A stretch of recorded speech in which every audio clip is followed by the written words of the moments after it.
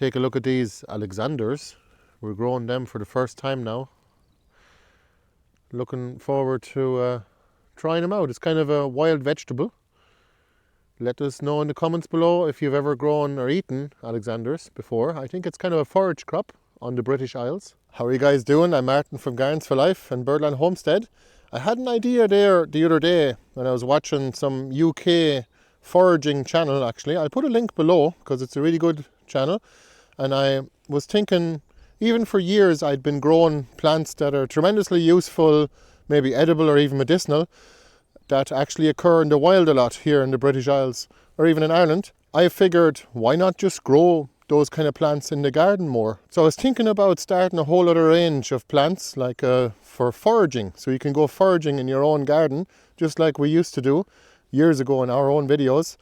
I mean, we grew a lot of plants already, like Alexanders or cowslip and lots of other plants. Please let me know in the comments below if you can think of any plants that are wild plants here in Ireland or in the UK that are easy to grow as well. Maybe from seed or from a cutting or from a root. I figured any plants that already occur here in the wild like the climate and they're already kind of adapted to the climate for many thousands of years, maybe even millions of years. Although the ice ages probably would have wiped the slate clean, I'd say.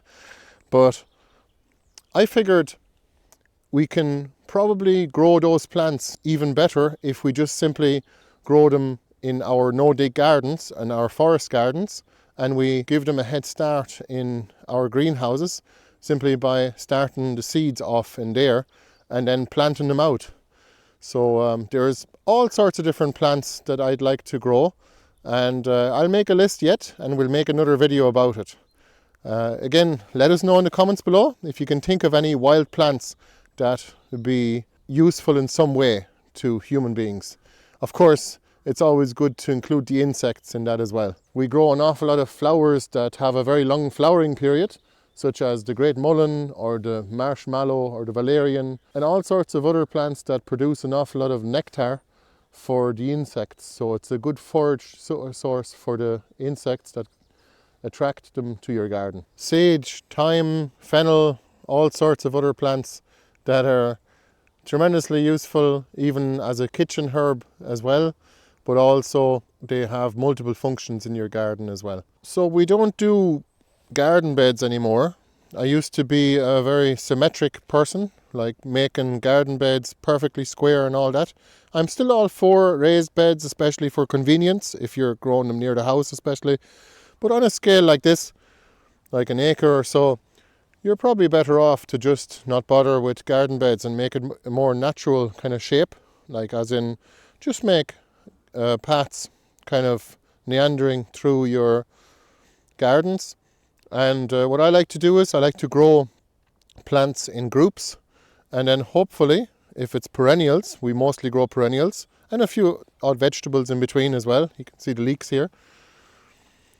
We like to just grow perennials and then they'll go to seed and hopefully naturalize in our gardens. That means simply spread slowly but surely throughout all of our gardens. This is actually a fairly new no-dig garden which was only planted up at the end of August, so it hadn't grown that much. Well, this wormwood here has really grown through the winter. It seems to have doubled in the last 2 months, even though it's been quite cold. But you can see the Alexanders over here too. That'll go to seed, and hopefully we'll get it to spread a little bit, just like the fennel as well. We have a big fennel plant over here. Look at this. This is Ben Conan, I think it is. That's the, or Ben Zarek. It's a blackcurrant variety. Look at the amount of wood you get off one plant. It's great. You can make cuttings and then make more plants. You simply shove them in the ground, and 1 year later you get little seedlings like that, which is great. This is a fennel plant, and there was a tremendous amount of flowers and insects on them and seeds, and also you get leaves almost throughout the year. Almost 12 months of the year you can get fennel leaves, and they're lovely.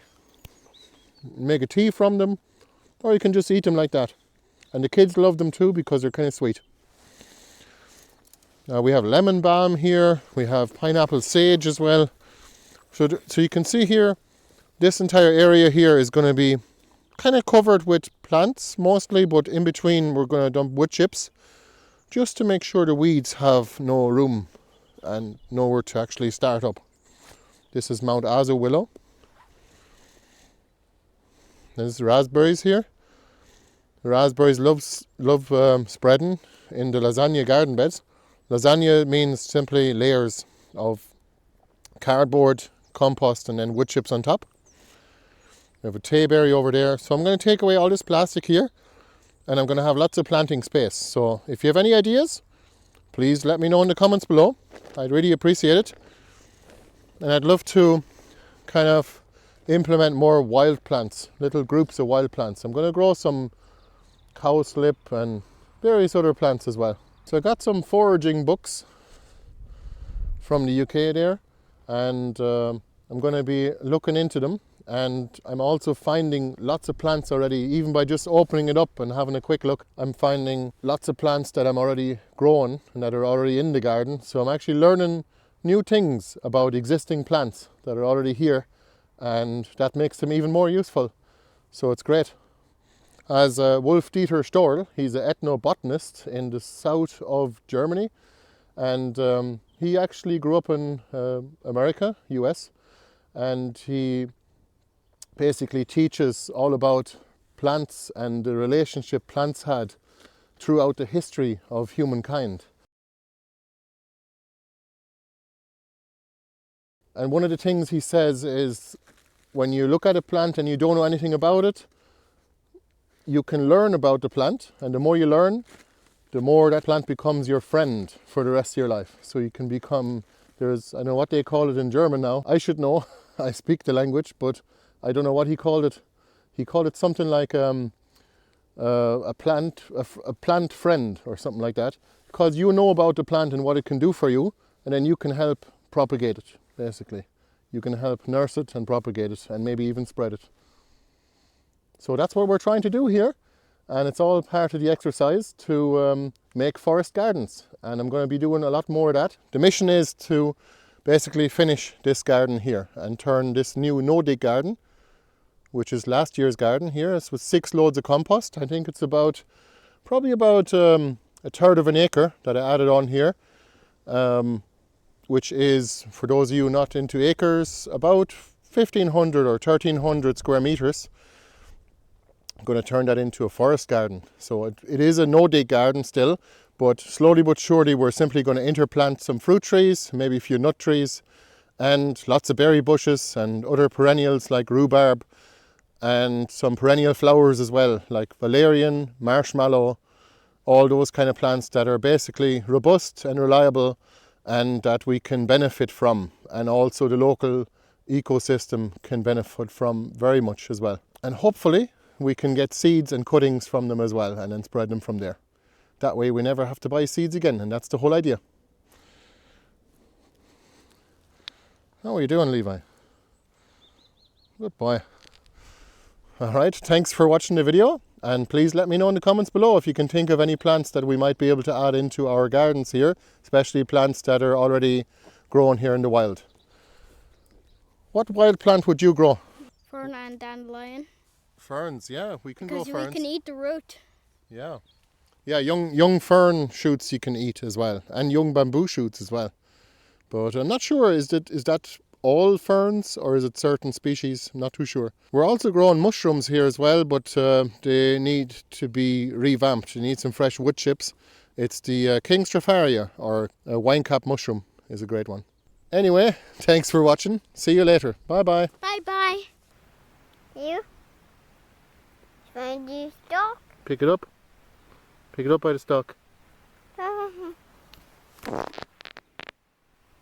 you go. You've picked your first mushroom. Good man. You like smelling the stem? Wow. Nice.